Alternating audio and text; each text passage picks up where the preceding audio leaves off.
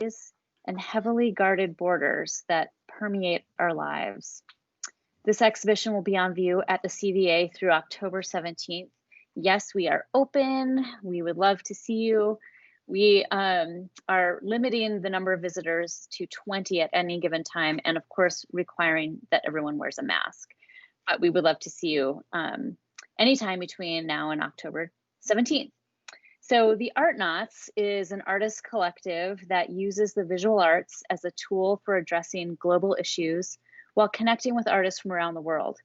The name derives from combining the words art and astronaut as a way to describe the process of exploring uncharted territory in the world at large. You can learn more about this artist collective at the artnauts.org, and we will put that in the chat along with each of the artists' websites as well. If you have any questions for our speakers tonight, please type them into the conversation box and I will read them to the artists at the end of each of their 15-minute talks. We can also address these questions after all 4 speakers have concluded. So with that, I would like to introduce our first speaker, Michael Dixon. Michael, are you with us? Can I introduce Michael? I'm here. Okay, awesome. Michael received his MFA from the University of Colorado at Boulder in painting and a Bachelor of Fine Arts degree from Arizona State University in painting and drawing. Dixon is currently a full professor of art at Albion College. He has been the recipient of numerous awards and grants, including the Pollock Krasner Foundation Grant, Joan Mitchell Foundation Emergency Grant, the Puffin Foundation Grant, Blanchard Fellowship, and the Pi Beta Kappa Scholar of the Year Award. Dixon has also received numerous artist residencies. His works can be found in the personal collections of artists Nick Cave and Beverly McIver, and the Petrucci Family Foundation Collection of African Art. Dixon's work has been shown extensively, both nationally and internationally. His imagery explores the personal, societal, and aesthetic struggles of belonging to both white and Black, racial and cultural identities, yet simultaneously belonging fully to neither. Michael, I'm so pleased to have you join us. Would you please turn on your camera and your microphone, and we will let you take it away. All right, thanks. So I'm gonna put my timer on. So I don't go over my time. So thanks for having me. Thank you for the introduction. My work, I tend to do work about race and identity, and I've been in the Artnauts collective maybe 3 years now, 3 or 4 years, and so it's a nice segue from the work that I normally do, and so it allows me to kind of go off and do some other things that are social justice related. So the piece that I have in the exhibition is imagery of children at the border. And so there it is. And the let me get the title. The title's long intentionally, and the title comes from a poem called The New Colossus, and it's a snippet from this poem, and the poem is on the Statue of Liberty. And so the title of this piece is "Give me your tired, your poor, your huddled masses yearning to breathe free, the wretched refuse of your teeming shore. Send these, the homeless, tempest tossed to me. I lift my lamp beside the golden door." And so that is a poem called The New Colossus by Emma Lazarus. And as I mentioned, that's on the Statue of Liberty. And so as the US government has been rounding up kids on the border, it's been on my mind. And so with this particular show about walls, it seemed like an apt way for me to kind of express some things about this issue. And so essentially what I've done is gathered imagery from children being collected at the border, and it's essentially collaged on the canvas. There was some drawings that were collected from these kids.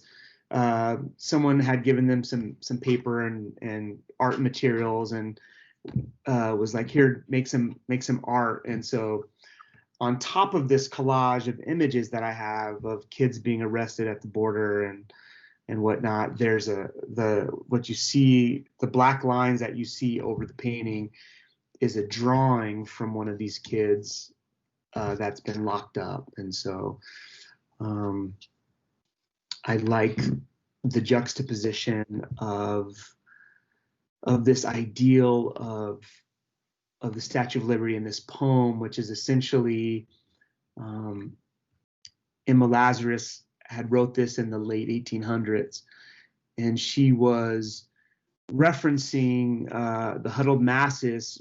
The huddled masses in that snippet of the poem refers to the large numbers of immigrants arriving in the United States in the 1880s and coming through Ellis Island.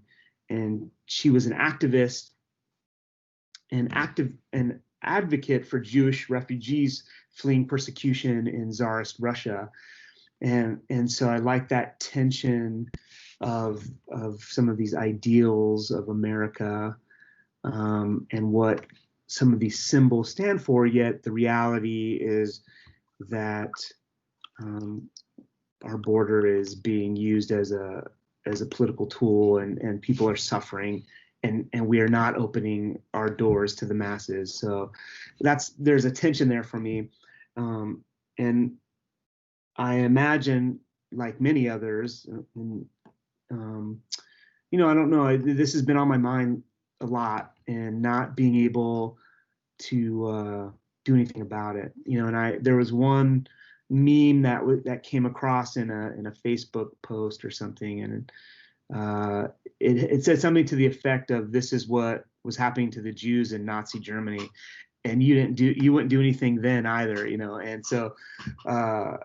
And so that just has been weighing heavily on me. So this topic kind of crept into the work, and it's something that's been on my mind. It's something that's current. It's happening now.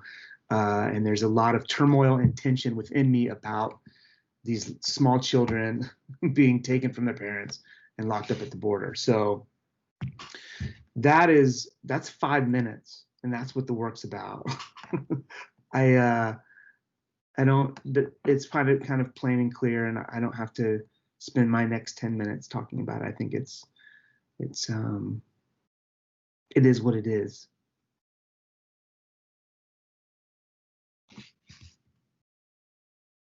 Michael, this is Cecily again. The painting is so striking, and especially once I learned that the drawings were from children who are detained at the border. It's actually really touching and chilling at the same time. And there's a sense of humor in the work, along with the really deep and serious subject matter. It looks like a couple of the kids maybe flipping off the viewer. Is that true? Yeah, I mean, there's definitely, it wasn't quite a flip off, but it was, I kind of manipulated a little bit as I kind of edited things out of the photos. That's just kind of the way it ended up. But yeah, so it was a happy accident. So well, it's very apt. I feel like I would join them. And so we have a comment from a guest, Nicole Hall. She says, "I agree with Michael Dixon that I feel helpless about what I can do about children in concentration camps at the border." It is really a helpless feeling. How does this work and your work with the Art Knots fit into your larger body of work in your art practice? Yeah, I mean, I think that like I said, my work that I do in my regular art practice is about race and identity, and it's very much social justice leaning. So and it's more based in personal narrative.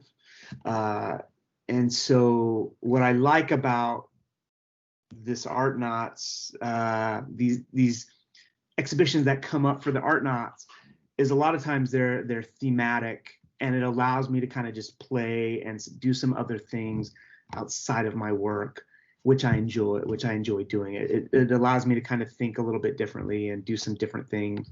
And so the connection is the social justice piece.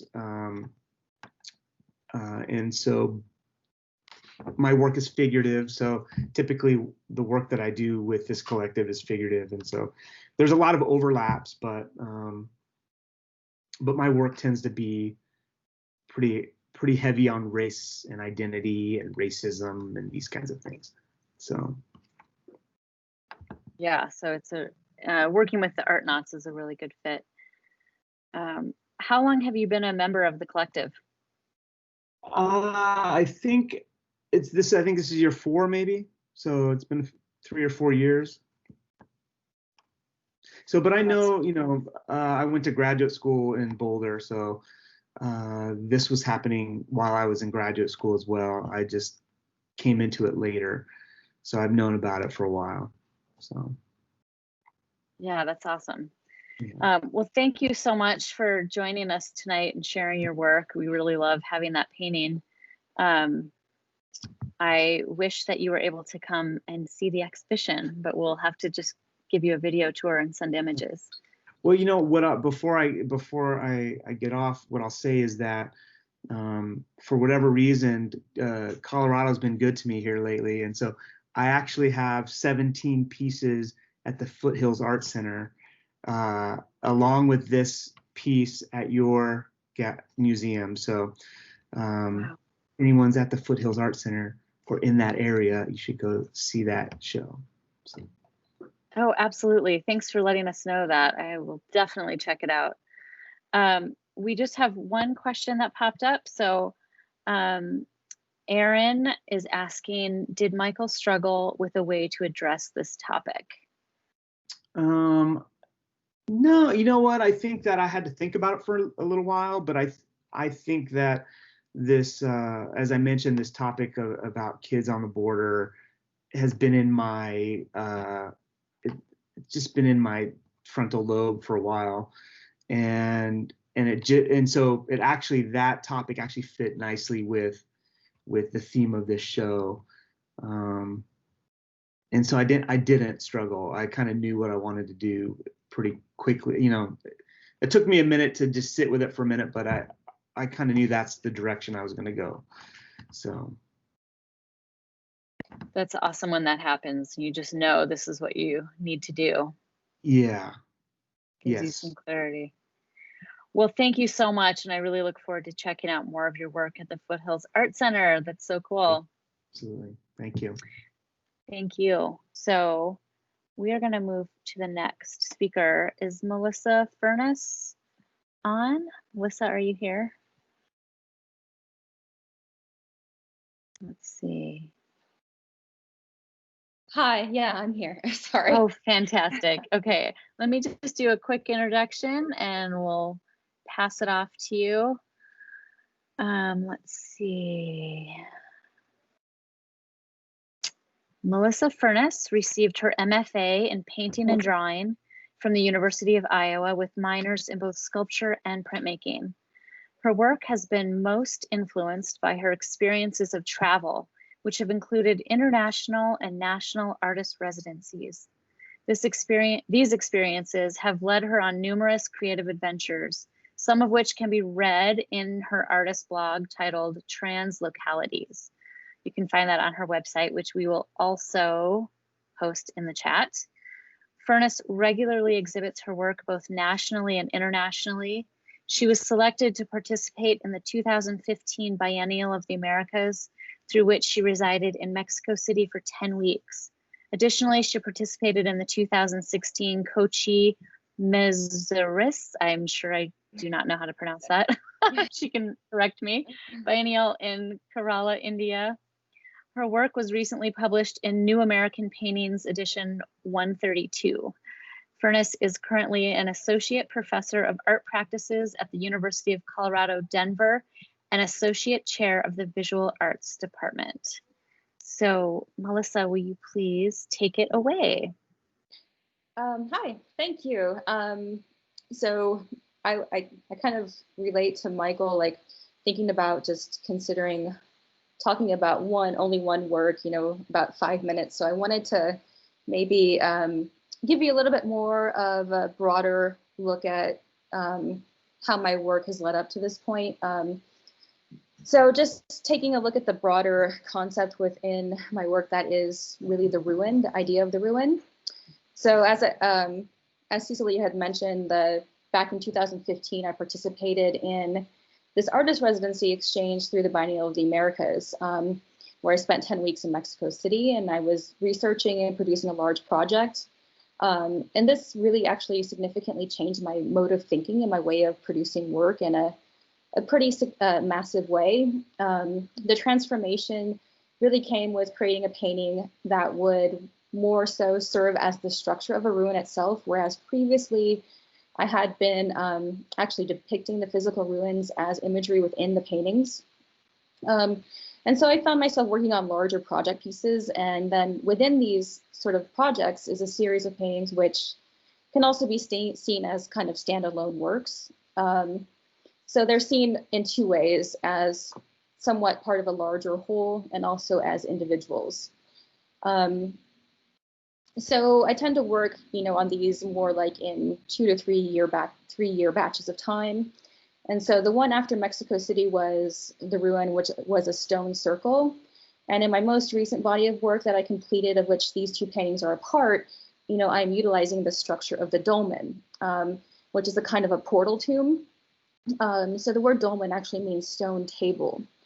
So the structure of the two paintings that are hinged to the wall in the exhibition in this way refers to the dolmen, which marks these burial places in a very distinctive way, with these large capstones that are elevated at an angle and held up by huge standing stones. So they were created between about 3000 BCE and 2000 BCE, and they're really generally held to be tombs, though they may also have been, some kind of ritual significance. There's something really interesting about them, that this sort of unknown quality of like, what are they? And still there's this question about it. And even like historically, there was something of a curiosity, and they even were thought to be maybe works that were built by giants, or even like as deeds of the devil. So you might notice in bits and pieces of each of these paintings are somewhat items that are recognizable to you from art history. They stem mostly from paintings of the 16th and 17th century. And so with this body of work, I've taken elements that were repeated motifs and objects of their day, and then extracted them from their original sources. So these sources were often so-called masterworks of their time, part of basically what they were considered the best of the best in this canon of Western art. So these ideas were inspired by my travels to Italy, actually. So I take students there to study abroad every 2 years in the winter semester. And so the time that I went with these students back in 2018 spurred the ideas for this work. So I decided to take what was considered important by historical standards of painting and reverse that notion. It was clear in my study of museums of different cultures that I had visited that history is something of a manipulation. And I became really aware that history shouldn't be trusted, and that it is presented in a museum, and the way that it's looked at isn't always what it appears to be, and most often is the vision of the ruling government of that place. So it's clear to me that there's kind of a historical bias, obviously in favor of the West in the credit of certain discoveries and advancements in society. And Vasari actually credited Northern European painters of the 15th century, like Jan van Eyck, with the invention of oil painting. However, we know, that oils had been added to paint mixtures long before this in different parts of the world. So this sort of misappropriation of credit is true with other claims to societal advancements as well. So there's lots of paintings within my paintings. You can see that I've extracted these certain elements from these historic paintings and put them into my work. And the elements that I've extracted represented these kind of objects of opulence and beauty of their time, and also showed the mastery of this or that artist and their ideals. So what I do with these extracted objects, as defined by this Western canon, is to place them into more kind of like constructed visual piles, my own sort of piles that, are almost like a pile of trash, these collected items all sort of thrown together. And I do this in order to put into question their significance in the world as we know it today. They become, nothing more than a pile of cliches or stereotypes on which other cultures are unfairly ranked. So these depicted objects come together on a gradient backdrop, which is somewhat reminiscent of a media screen or freezing this pile in action in a manner of a graphic novel. So this adds to this equalizing force of this kind of pile of stuff. And this transforms this revered thing into something of a cartoon, a stylized sort of popular image on the level of an item purchased or thumbed through and discarded, just as easy as a comic book or an advertisement. So the pile of objects from the public art history within each of the works suggests more of a kind of a thematic or narrative relationship between the component parts that hold more kind of layered meanings with personal significance, as well as an internal narrative for the viewer to take away. So this particular piece, explores the invisible wall of history, really, and how it plays a part in our present day interactions with one another. So this piece deals with, depictions of war. And with this piece, the lower image, with these many lines of spears, they create a kind of wall, which then moves up to the imagery of the pile of meat, resulting in a questioning of the historical glamorization of battle and these sort of spoils of war, and how this historical view of war influences even the present day. So the meat above is raw and expresses both beauty and ugliness, suggesting body parts that might once have been at the tips of the spears below. The paintings are hinged to one another, as to form this kind of structure, this dolmen I was talking about. And this is leaving an empty void beneath and behind it. So my work explores, both public and private histories. I utilize the structure of this ruin to present these ideas regarding our larger public history and questioning the past as it moves into the future. So I'm happy to answer any questions. That kind of gives you a little bit of an overview of the piece.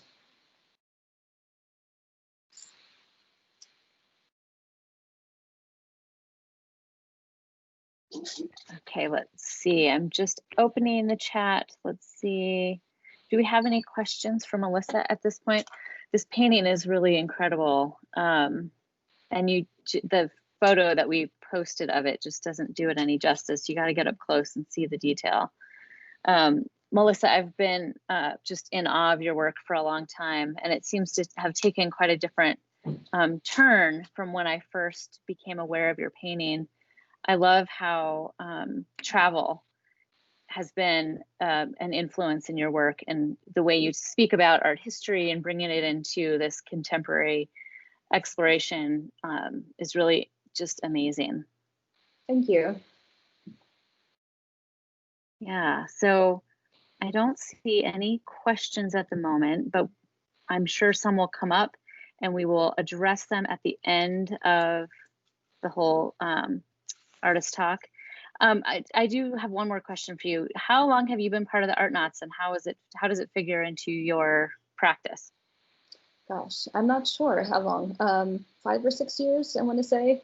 I was really happy to join because it really, I feel like it really pushes me in a very different way, because we work smaller and I generally tend to work bigger, and it really helps me to expand on my sort of world notion of what I'm exploring with the work. So it's been a really great thing to be involved in. I've really enjoyed it.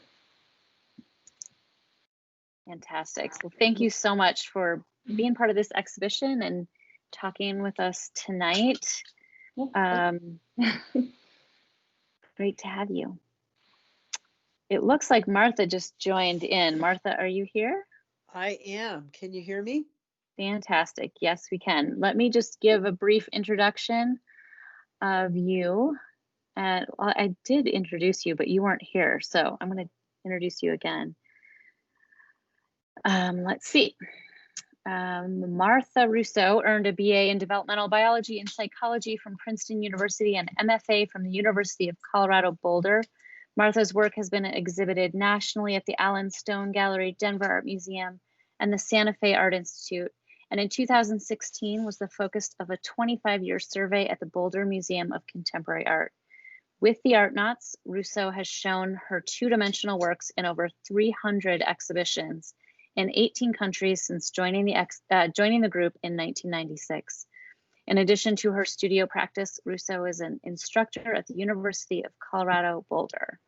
And with that, Martha, please turn on your camera and unmute yourself, and we will let you take it away. I think I've got myself unmuted. I'm not sure if the camera is working actually. You Martha still is hear on me, her right, phone, Cecily? I think. Yep, we can hear you. Okay. Well, I might just be a voice. Okay. Well, we're glad to have you, even if it's your disembodied voice. Okay, thank you.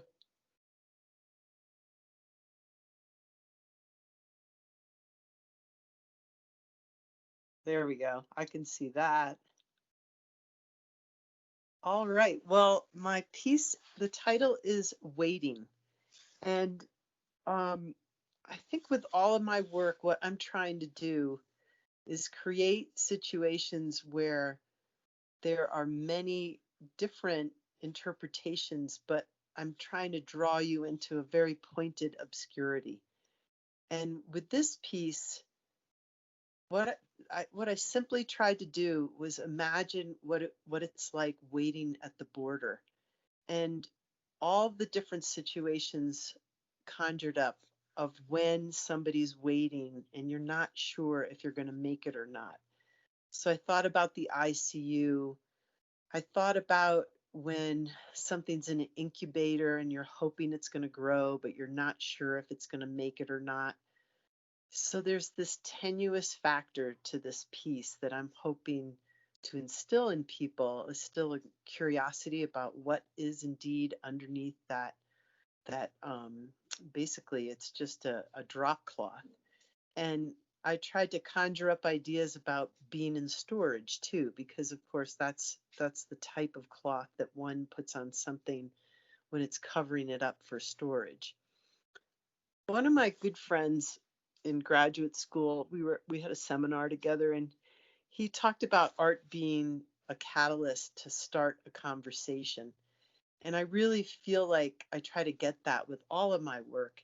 And with this piece in particular, the conversation comes up about what indeed is underneath the tarp.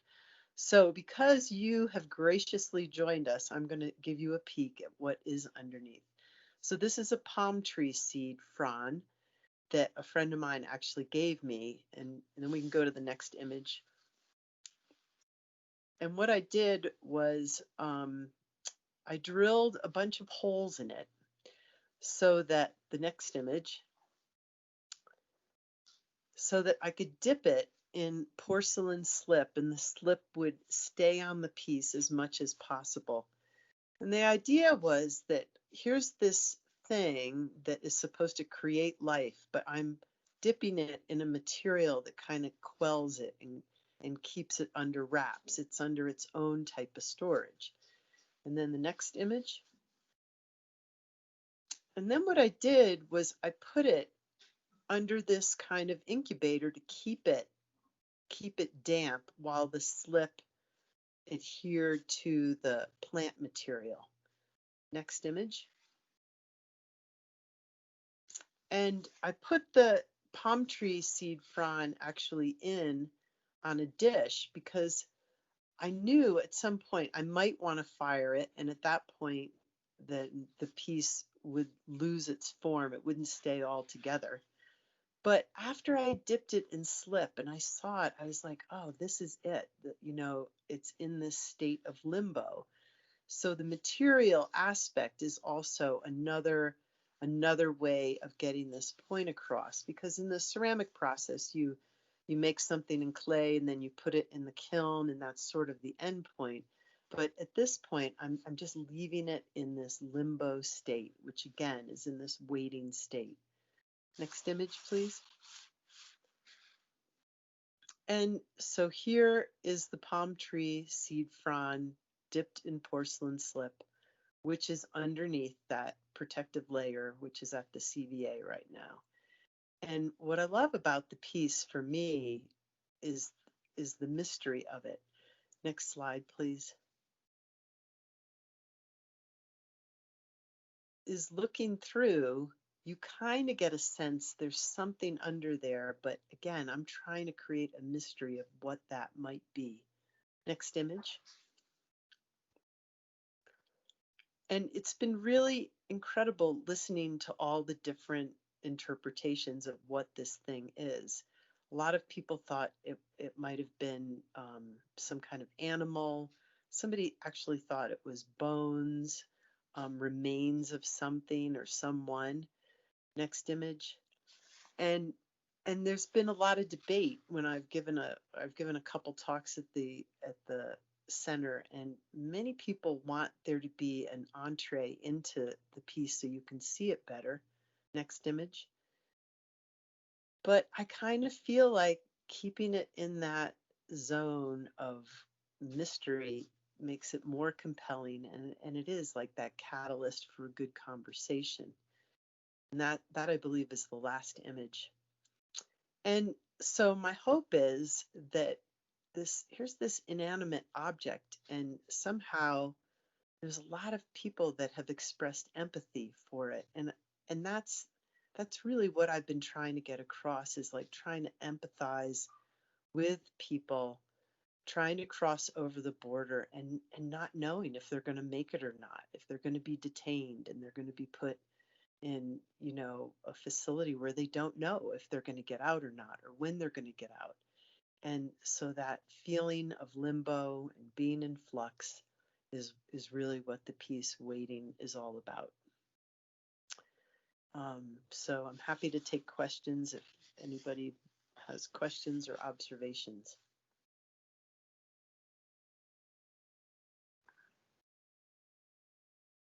So, Martha, thank you for showing us the process. That was really fascinating to see the different steps, and it is such a mystery to know what's under the sheath. Nicole has a comment. She says, it's gorgeous, looks like an alien, definitely a mystery.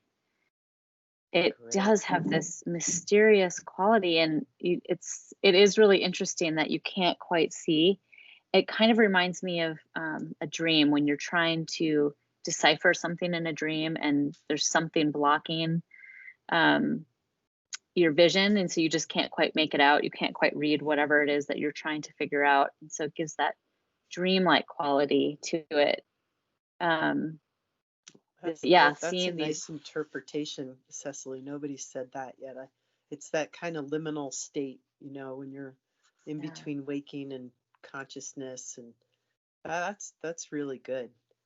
And what I've been really, really pleased with is, and of course it's completely serendipitous, is where you place the piece in the window, the lighting, the natural light coming in all day, in addition to the gallery lights, has made a really different ambiance that I would never have anticipated. And the lighting on it is really, really important. And also the other factor that's been great is, because it's close to the duct system, there's this waft of air coming in, and the plastic covering actually sort of moves and bellows. And I watched somebody trying to catch more of a glimpse because of the plastic sort of moving, and they were hoping it was going to open, but of course it never does. And that state of not knowing is what I really find compelling for me. Well, and it's just so evocative of the experience everyone is having right now, just waiting Yeah. For us to be on the other side of this pandemic and waiting for change to happen in this country in particular. So it's such an apt title and expression of everything that we can relate to right now. We have a couple other comments in the chat. Alyssa says it's such an intriguing way to evoke those emotions. I love the approach to this. Adrian says, I love the flowiness of the sheet as people move around the room. It follows movement. And then Heather says, so delicate and segmented, so exposed and unexposed, emotionally overwhelming. Wow. You really hit a nerve with these, with this work. Oh, thank you, everybody. Those are really lovely observations. It's always great to get your work out of the studio, and you never, you have this inkling of what it is, and you never really know what people are thinking and feeling. But I think the thing that makes me happy is all the comments are sort of in the same soup. This it is kind of anxiety producing, and it's really quiet too, which I know for me during this whole COVID pandemic. Like, there are days that I think, oh, well, this is fine, we're okay, and there are other days I'm just like, this is really not fine and really weird and unsettling, and it is like being in storage. We're all kind of under wraps, and you want to get out, and then you get out for a little bit, and then you think, oh no, I better get back in because that's dangerous. It's very odd. So, and that, of course, is completely, again, serendipitous, because the first meeting was, responding to the call for the show. And it's funny how things just kind of coalesce when you don't even know what's going to happen, Yes. Yeah, it is. Well, it's such an incredible piece. And like Michael and Melissa's, and certainly Rebecca's as well, you really have to be at CVA and see the work in person to experience it, especially with the air ducts blowing. We have one more comment from Hannah, the fear of the unknown, of what's underneath. Great. Well, thank you, Martha. I know that you have been with the Artnauts for a long time and have had many, many exhibitions with them. It's so fantastic to have this opportunity to show your work in context of the Artnauts and to learn more about this artist collective. The last academic year, we had a focus on artist collectives, and before the walls between us, we had an exhibition called Collectivisms, and we found that the way artists work in collectives is really an opportunity for artists to step outside their everyday practice, the trajectory of their full-time practice, I should say, and experiment with other ways of making and activism, and also some play as well. So I love to see how these individual artists whose work I've known individually, how their work functions within this collective. It's been really fascinating. Fantastic. Well, and Cecily, we just want to thank you again for giving us the opportunity to show in such a gorgeous, enormous space. We're so used to making our work, 8.5 by 11, so it travels well to all these international venues. So it's like a breath of fresh air for us, I have to tell you. And also, many people have been in the collective, and we've never met each other. And all of the local Artnauts, all of us kind of know of each other and have met each other, or have at least seen each other's work. But there are many of the Artnauts in the show that we've never met them, and to see larger work, to see more sort of in-depth work, it's just been a really great opportunity for us to continue to get to know each other. So thank you. Oh, it's been fantastic. We love having this show, and all of the artists in the collective have been amazing to work with. So we're so happy to have you.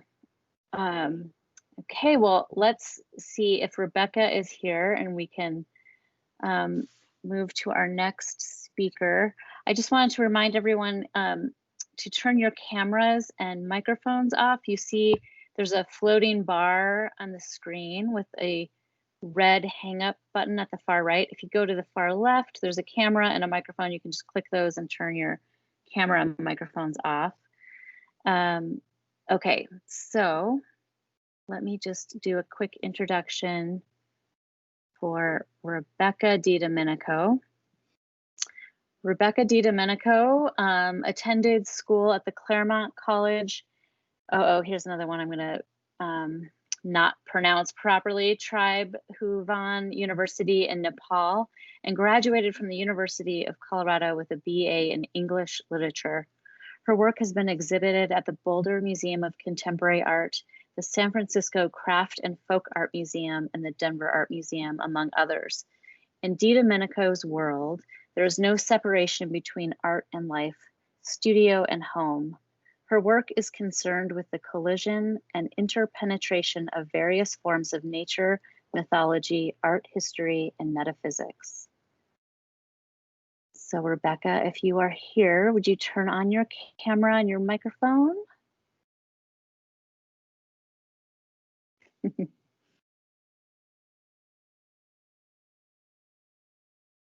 Do we know if Rebecca is here? I'm looking through the participants. I don't think she's here yet. Cecily, do you want to watch a quick video of Martha's exhibit while we're waiting? Oh, sure. That would be great. Okay, here we go.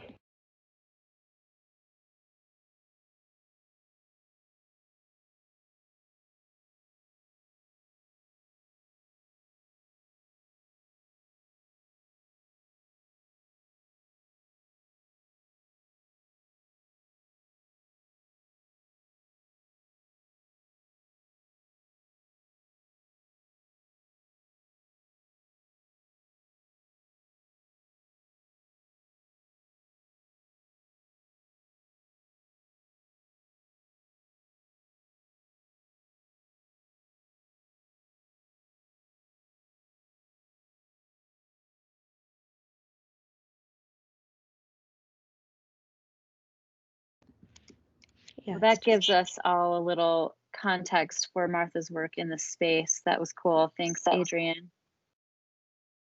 And you know, I'm so curious. I actually found I got my phone here to work a little bit. I'm really curious to see the piece at night. I'm hoping I can get in there some night and do some photography and video. So thank you for that. Yeah, we'll definitely have you come down and check it out at night. And you know, we have 3 more evenings of lectures. It may be that we can host some of them partially in the space, and we can show a tour of the space and really give some context to the exhibition. It's just really fantastic to see the work in person, and the scale of everything is quite incredible. It's been great. Do we have, let's see, I'm going to look in the conversation and see if we have any questions for our first 3 artists while we'll wait a few more minutes and see if Rebecca connects. I know with Martha's technical issues, Rebecca might be having some similar challenges. Yeah. Is the power out in Boulder? It's hard to tell. Yeah, who knows? Like, we live up in the mountains near Jamestown, and it goes out quite frequently when we get snow. Like, it's snowing like crazy here. We've got like 7 or 8 inches, and it's supposed to go all night. So who knows? Wow. And while we're waiting, Cecily, if you want, I can talk a little bit about the art knots, unless there's questions though. I don't see any questions right now, so that would be fantastic if you talk about the art knots. Sure, sure. I just wanted to say that, you know, we've been together. We're coming up on our 25th anniversary.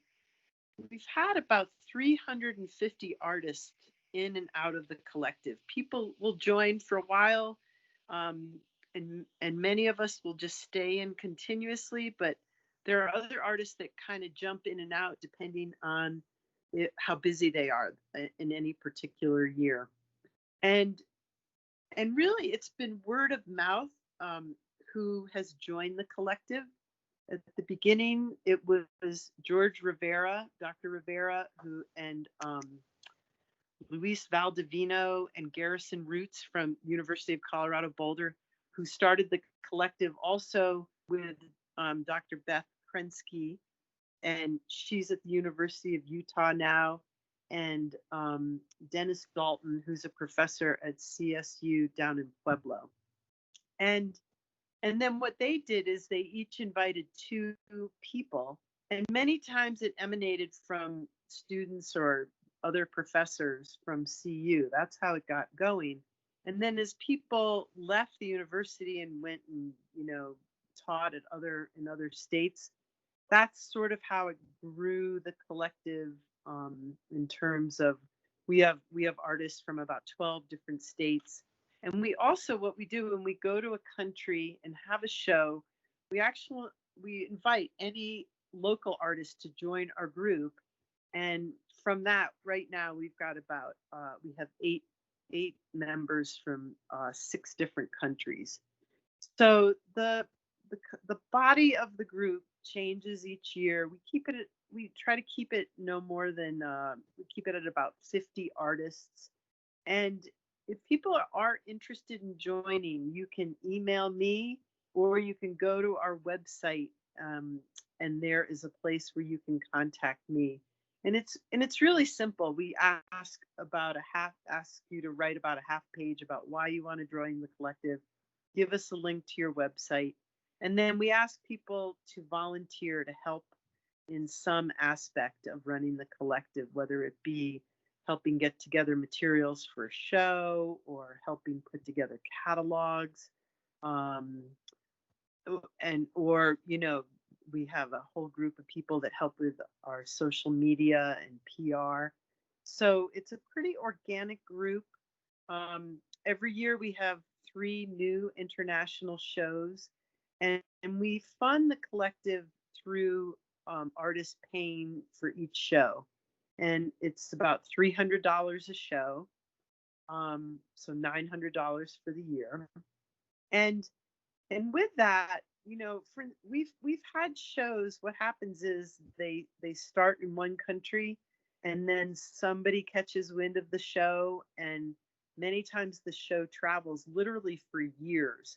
And we've had, you know, the name Art Knots comes from art not as usual. We try to have shows that go beyond the confines of the traditional or conventional art world.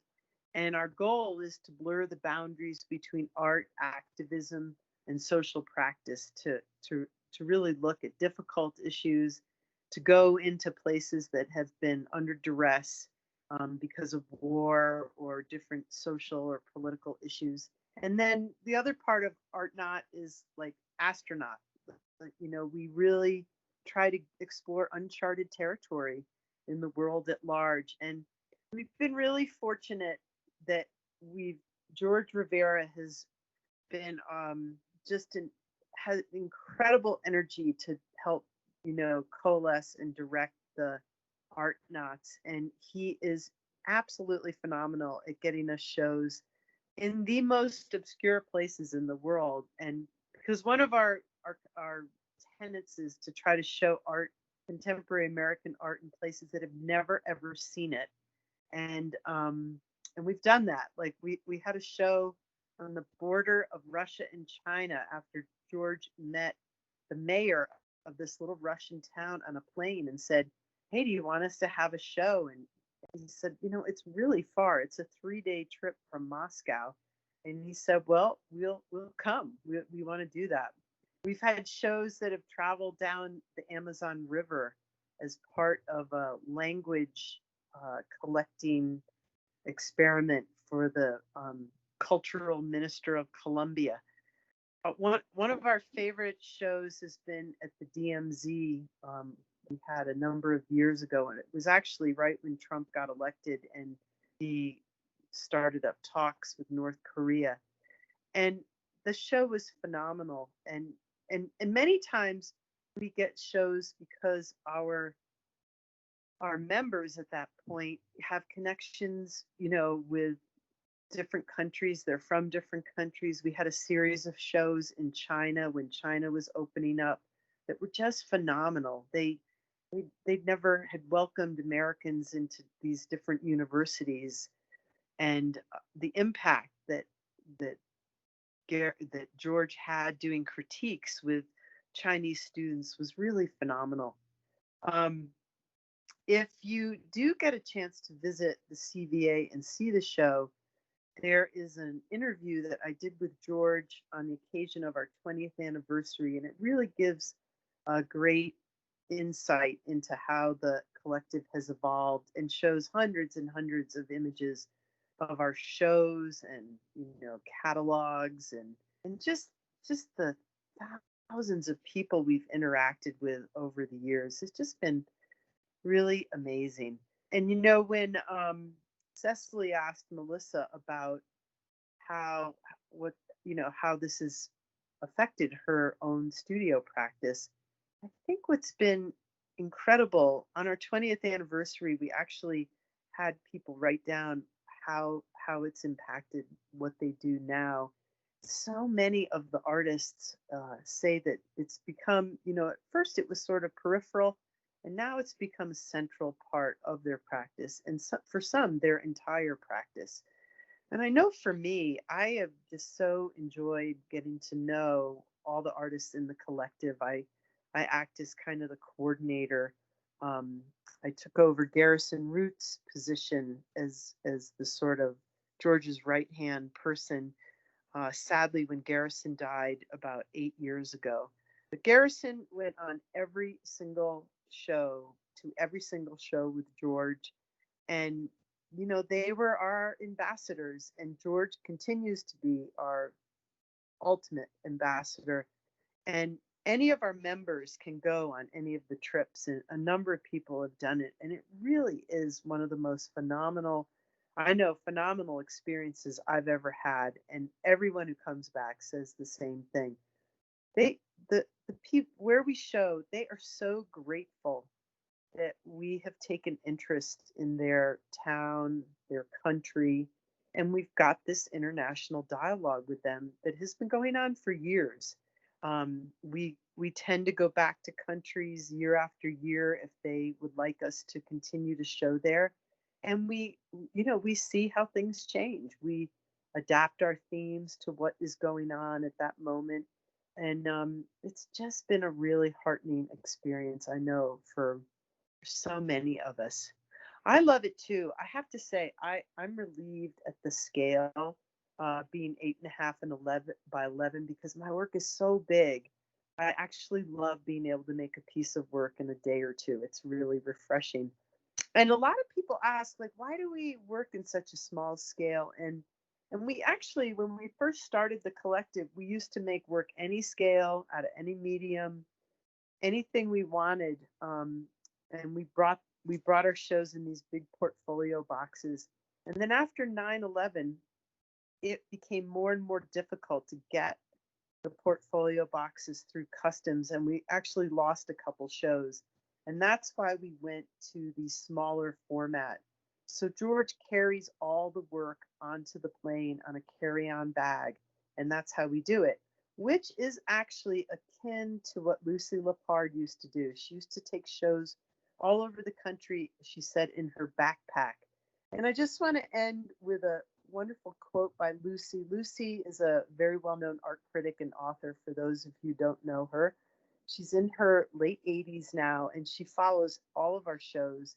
And on our one of our anniversaries, she sent this note to us. It said, "The art knots are well named.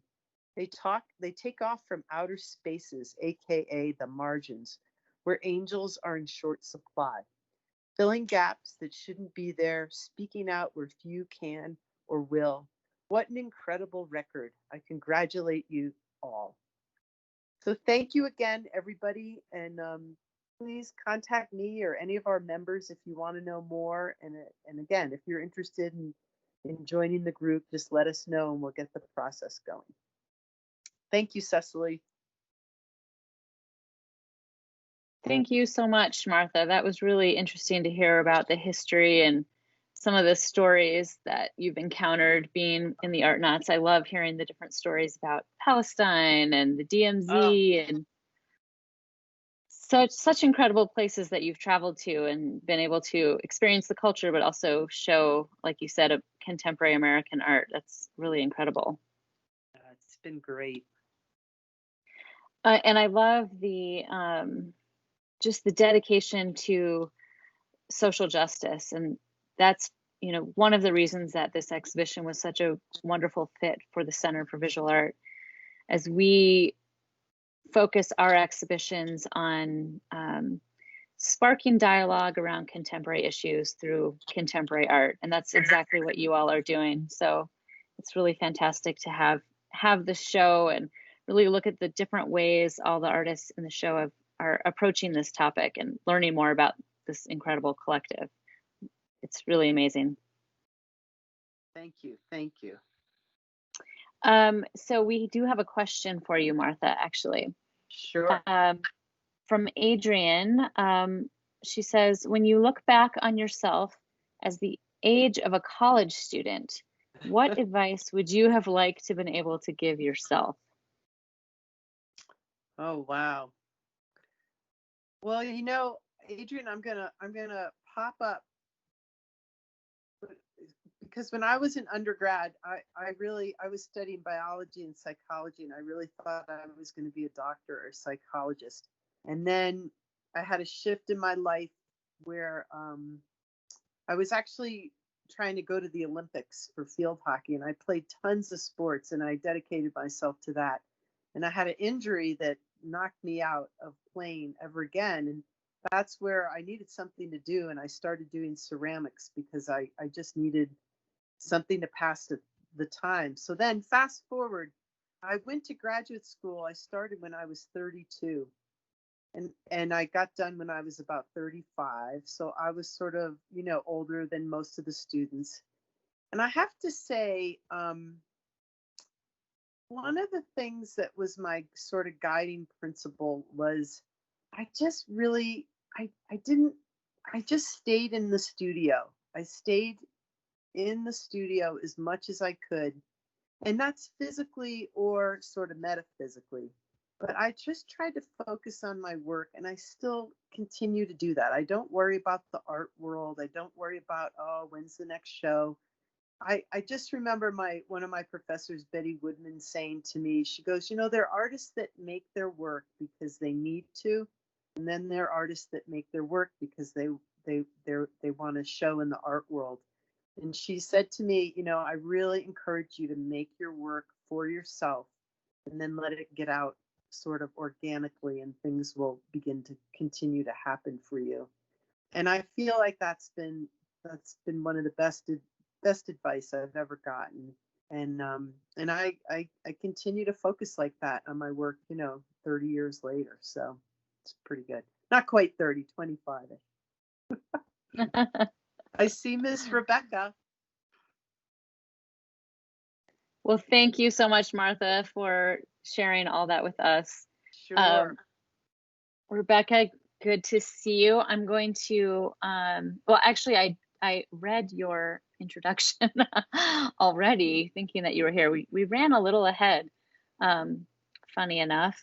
So if you are ready to take over, I would love to hand the presentation over to you. And I know we have some images that we'll share.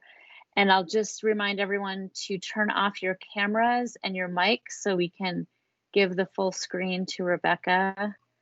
There's a little bar at the bottom of the screen that has the red button for hanging up, and the camera is in that bar.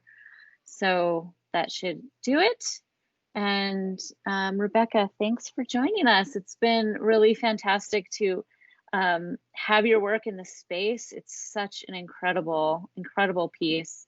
And there's so much to it. So really everyone needs to come down and see Rebecca's work in person because it's phenomenal. But I'll let her talk about it. And Rebecca, you're muted. Why not? The better? Yes, now we can hear you. Thank you. Okay. Hi, and thank you for that. Can you hear me still? Uh-oh. Yes, we can. Okay. Something happened where just screen came up differently.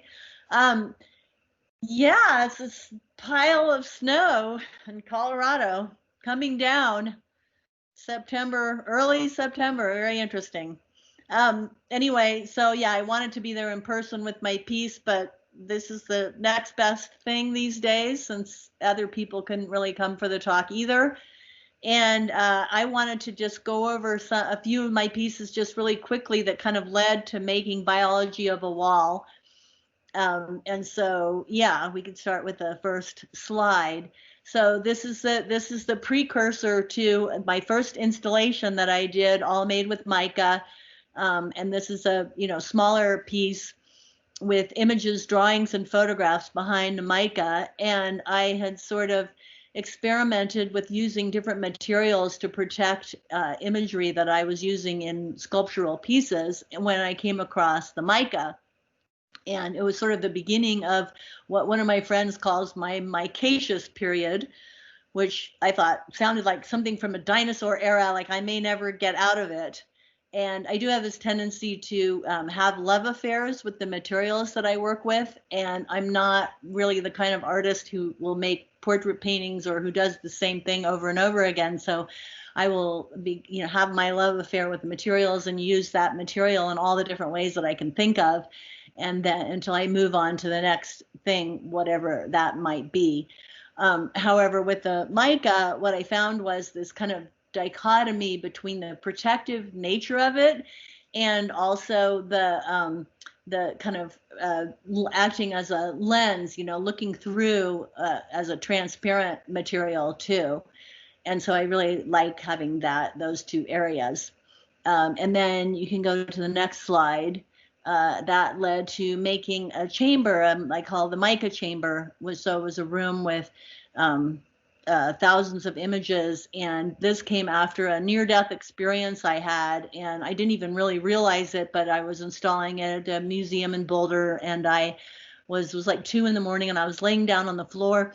I was exhausted. I exhausted everybody else, and I was laying there looking at it, and it suddenly hit me, oh, this is a near-death experience because it has a tunnel, complete with a tunnel and the light at the end of the tunnel, and sort of a gestalt experience of a continuum of images, all, no hierarchy, no good and bad and black and white. And it was just a gestalt moment of consciousness of all the images that flood your consciousness at once. And that was kind of the beginning of me making installations with mica, which led to, well, actually, there might be a few details. Next slide. Yeah, so there's the interior of it, and you kind of see me, ghost of me walking through there. And then the next image is looking through the tunnel. No, I guess that's not there. I think I took that one out. Okay, and so then that led to the next piece, which was installation that I did for MCA. That was a cave that I made all of mica with butterfly wings and bits of trash. That you go to the next piece, you can see that I had this interior kind of a phantasmagorical environment, complete with illuminated pools and stalactites and stalagmites. and it's like 60,000 scales that I sewed all together. And the butterfly wings come from sustainable farms, so all over the world, where tourists can come and see the butterfly farms. And then butterflies often have a short lifespan unless they're like a monarch where they have a migratory pattern. And so when they die, then they sell the wings. And so then I used the wings, and for me it was kind of like the mica was like a perfect segue into that, because if you try to save a butterfly wing, it just turns to dust, and this was a way to protect them. And so this piece was made of 60,000 scales that I sewed together, and I treated the bits of trash and the butterfly wings, so it would be like a field of color, a field of blue. And then whether it was something coveted like everyone thinks of as beautiful like a butterfly wing, or something that's ubiquitous like trash, plastic trash that you can't get rid of, and everyone thinks it's ugly, I treated them with the same reverence. So you would have like a field of blue. And so I made that piece, and then that led to, I think this next one might be a detail. The next slide. Yeah, so there's a detail kind of showing you what the wings look like inside the mica. And just, as a note, when I made this piece, I realized I had the same sewing machine that I had when I was in college, and I realized I need a different sewing machine. And if I'm going to make this big piece for the museum. And so I went down to the sewing machine store with a piece of mica, and it was this great moment because I handed it to the woman behind the counter, and I said, I need a sewing machine that can sew this. And she said, this is a stone. And I said, well, yeah, it's a stone, but it's, kind of a soft stone. And yes, I have pierced it and I've sewn with it before and blah, blah, blah. And so she went back in the back room, and she came back and she told me the tricks that I needed to learn, which was how to use a certain kind of needle and how to have the stitch length be long so it wouldn't perforate the material to the breaking point. And so that's how I made that piece. And then that led to, next slide. Oh, that's still a detail of that.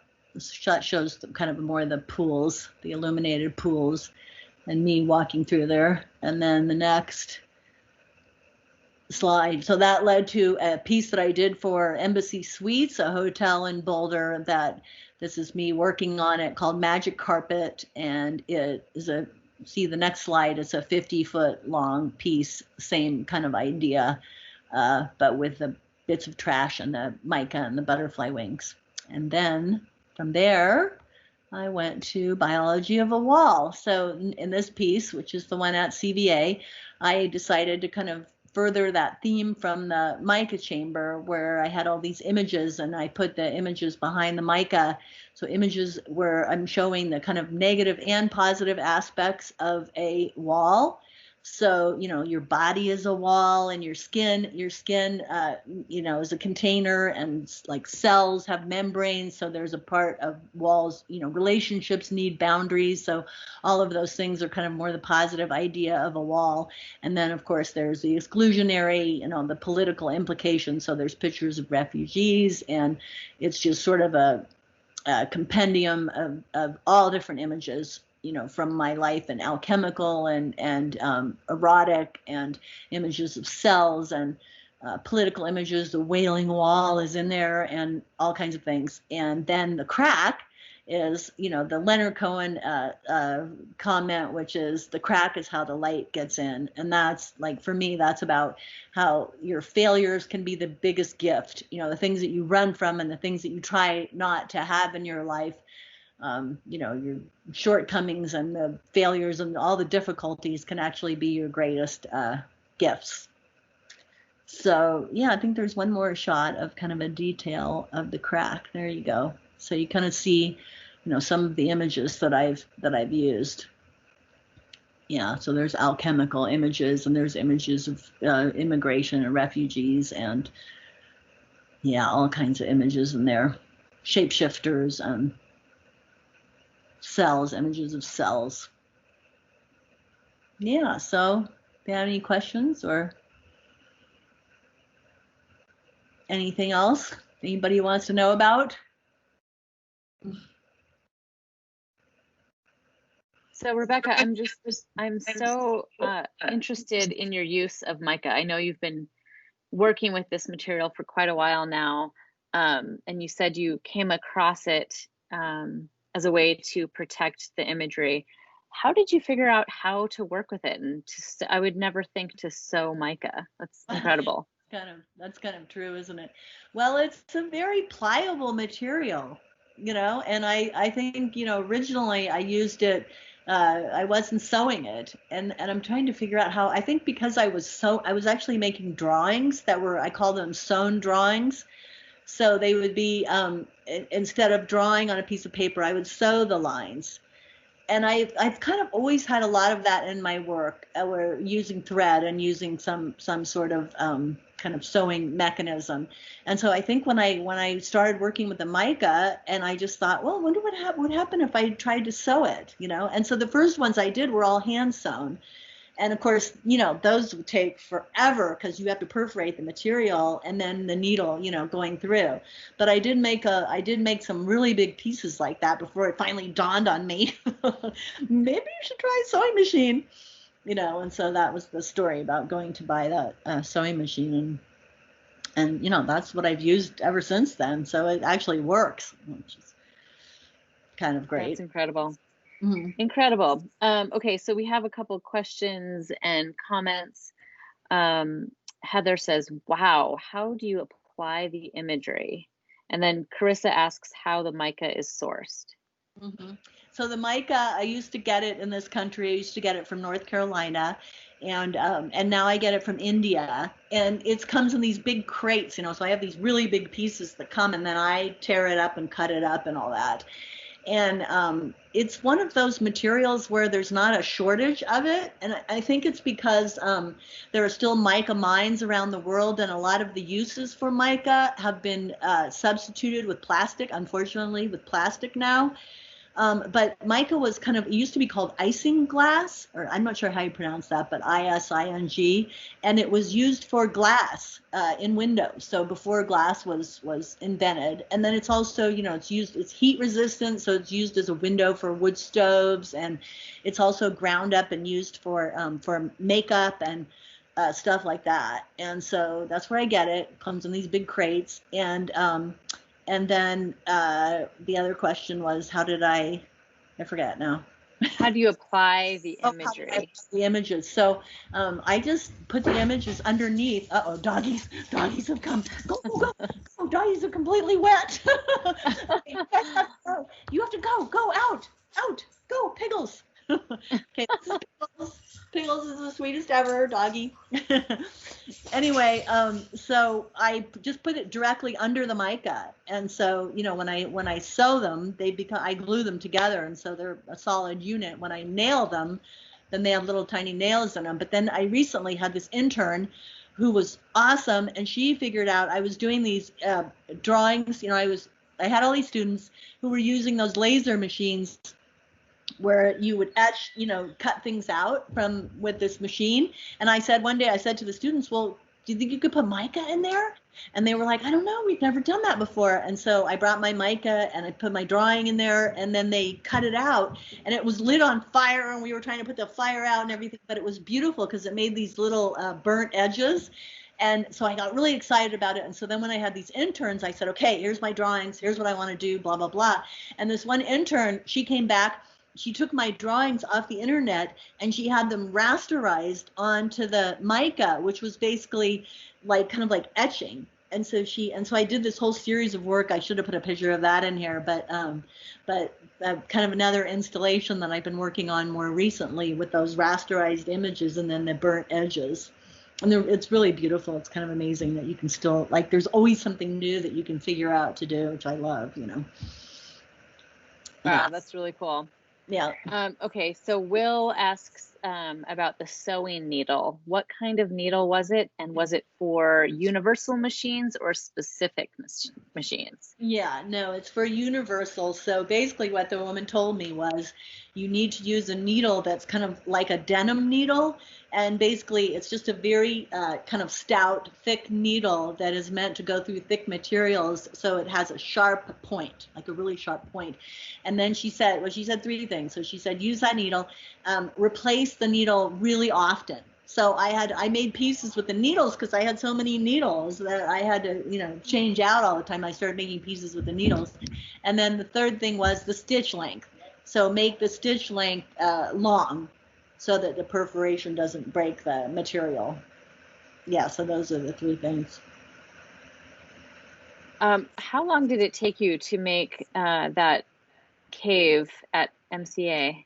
Yeah, that cave took me about 2 years to make, and I had help. We started getting help from interns and people like that, and because there's 60,000 scales to make, and I actually at the end I was like trying to get help to sew it because I had these big tapestries and sewing them was really a trick to maneuver them and all that.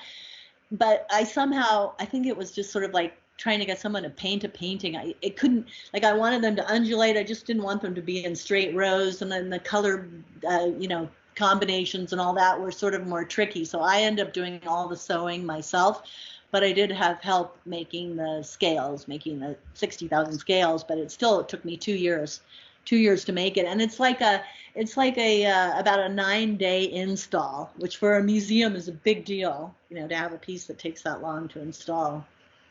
Yeah, definitely. Well, and with your work that's at CVA, the biology of a wall, in the image you really can't tell the scale of it, but that wall is 8 feet high, 8 feet wide, 3 feet deep. Yeah, it almost didn't fit into the gallery. So somebody, I think it was Martha, asked me, "What did you learn from this?" And I said, measure the door more than once. Well, you made it, and it looks amazing. Well, thank you. So Adrian asks, how do you get yourself to commit to such a long-term project, and how do you get buy-in from others at that scale?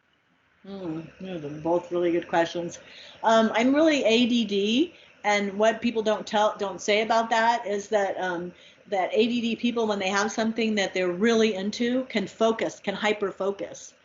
And I think for me, a lot of that sort of repetitive work is like a meditation. It's like it kind of calms me down, and it does help me when I have a vision. So it's like I'm keeping that vision in my head, and that's sort of what keeps me going. But also I kind of get off on the repetitive process of it. And I once had a meditation teacher who said to me, Rebecca, this meditation is not really working very well for you. And I was like, what can I do? And he said, maybe it's like your work is your meditation, and you're just one of those kind of people that need to be using your hands while you're doing it. And so, yeah, I guess I think of it, like that. And then, buy-in from other people, really, it's kind of you have to get them from the outset. You show them the vision, and the vision is sometimes a drawing or a photoshopped image. And it is kind of hard to break into that world. And I think once you have broken into it, then people see. I think people know me as somebody who will make installations, and then I'll go whatever length that needs to create those things. So I'm lucky in that way that I've been able to do it, and that I sort of have that reputation now. And I'm not sure what I would say for starting out with that, other than just believe in yourself and make some things so that like the 10,000 hours. If you make enough things, you're going to make something that's good eventually, but you just have to keep going. And sometimes it's hard to do that when if you don't have support behind you, or I had a great mother too. My mother was awesome.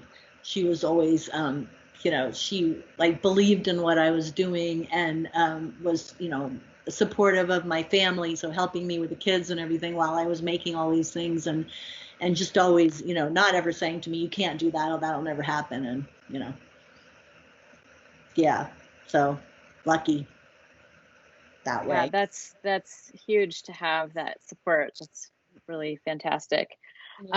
So as you're talking about the 10,000 hours, it made me think about another artist I heard speak recently who said she has to make, like, her work is on this 80-20 ratio, like 80% of it is crap and 20% of it is good. And she has to make that 80% first to get to the good work. Yeah. So I'm wondering, just with that in mind, and also the idea of, or just the notion of like breakage and pieces of mica that you start sewing and then they crack and they're then unusable. Like Yeah. how much of that happens in your practice? A lot. I mean, attrition rate is pretty big because it is a natural material and it can crack. But I think the more that I've worked with things, then the less percent there is of that in terms of the practicality. I would say more the 80-20% is more in terms of making things and then it not working out like how you thought it was going to work out, like the idea of it more. And I think that happens with every artist, you know, and I think that's one of the reasons why being an artist is kind of fraught with self-doubt. There's so much self-doubt because you're putting your heart and soul into everything you're doing, and then it doesn't always work out. Or people will, you know, if you, like what Martha was saying, if you put too much attention on what other people think, then you're kind of in this quagmire all the time of people being like, well, I don't really like that, or I like it better when you made the images with the musical instruments, and now I don't really like this work as much. And, you know, so everybody has their opinion, right? And so you have to, I think my advice about that would be to find the people who resonate, who will say things that resonate with the soul behind what you're doing. Because then they would challenge you and they will say things you may not want to hear, but at least it hits home, as opposed to the kind of more comments. Like I had a teacher one time who told me that it's all smoke and mirrors, which basically means that there's all this illusion and there's all the projection, and somebody doesn't like snakes, so they're not going to like things that you make that have a snake in them, or, you know. And so you have to keep all that in mind. Who's the speaker? Who's the person who's telling you the things? You know, and then you know, maybe you gather around you the people who are really genuine and who understand what your vision is and are, you know, going to try to catapult you in that direction, you know. Yeah. That's so true. And it really is about the perception and getting yourself outside yourself and not taking everything too much to heart. Yeah, which is hard for an artist because everything is taken to heart. Yes, absolutely. Yeah. Well, thank you so much for being with us tonight and talking about your practice and your incredible work. And thank you to all the artists. This has been really fantastic. I would like to just remind everyone we have 3 more of these artist talks coming up, and I'm going to post a link in our chat that gives you the dates of the artist talks. The Teams link, we're going to continue to do these on Teams, and those links will be posted, I think, the day before the artist talk. Oh, nice. And then we also send it out via email and social media. So we just don't post them too early so we don't get a lot of hackers, you know, Zoom bombing our Teams meeting. Oh dear. Yeah. Well, thank you so much. Thank you for all the questions. And yes, thank you to all the speakers, and thank you all of our visitors who've come to listen to the talks tonight and who have come to the CVA. Please come down and see us and see the show, and hope you will join us for future conversations. Have a good evening.